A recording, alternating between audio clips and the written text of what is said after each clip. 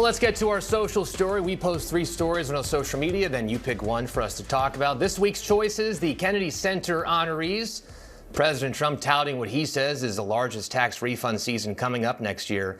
And the college football playoffs with 46% of the vote you chose. Ba-ba! Largest tax fund year? Question mark. I voted for that one too. All right, let's bring in Nathan Gusdorf. He is the executive director of the Fiscal Policy Institute. Thank you for joining us. Let's go big picture first. President Trump says the 2026 filing season will deliver the biggest tax funds Americans have ever seen. Is he right? Well, first of all, let me say that I'm happy that taxes are now the most popular topic on your show. So President Trump could be right. Certainly, we're expecting to see larger than usual tax refunds this year. The backstory here is a federal budget bill was passed over the summer.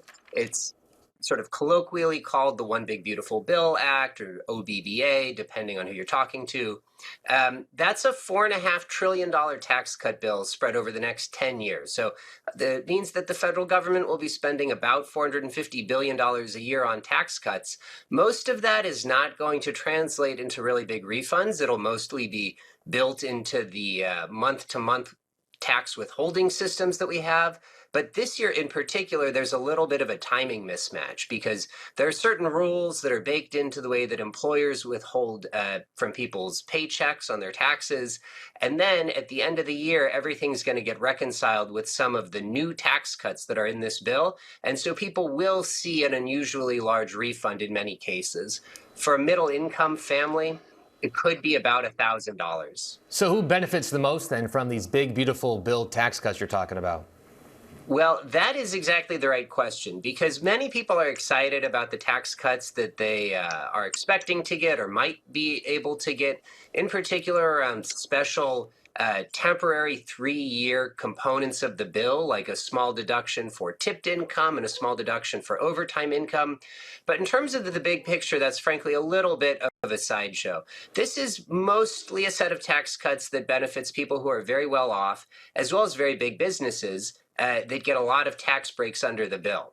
About 3 of the $4.5 trillion that are spent on these tax cuts is going to upper middle income families and higher. So that's people making, or a family making over $125,000 a year or so, up to the millionaires.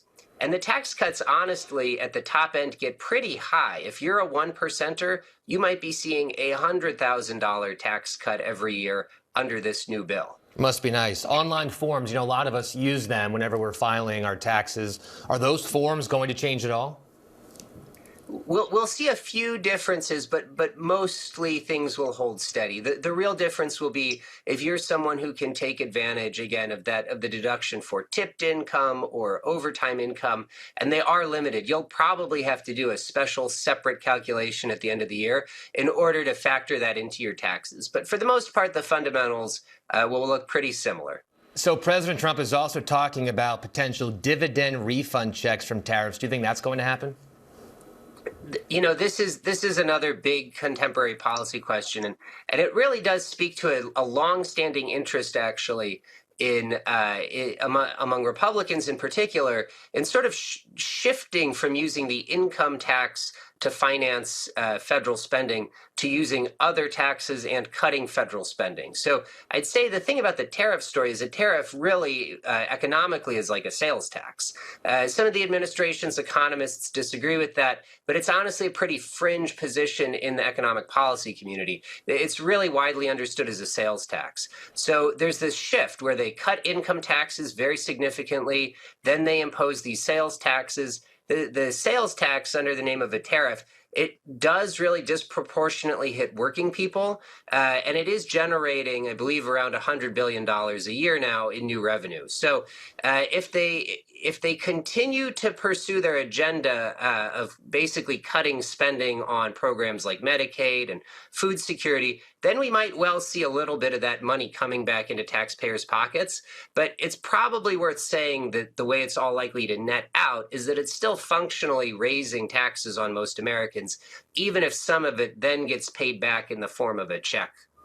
Nathan Gusdorf from the Fiscal Policy Institute, thank you for joining us on a very, very popular topic. Appreciate it. My pleasure. Thank you.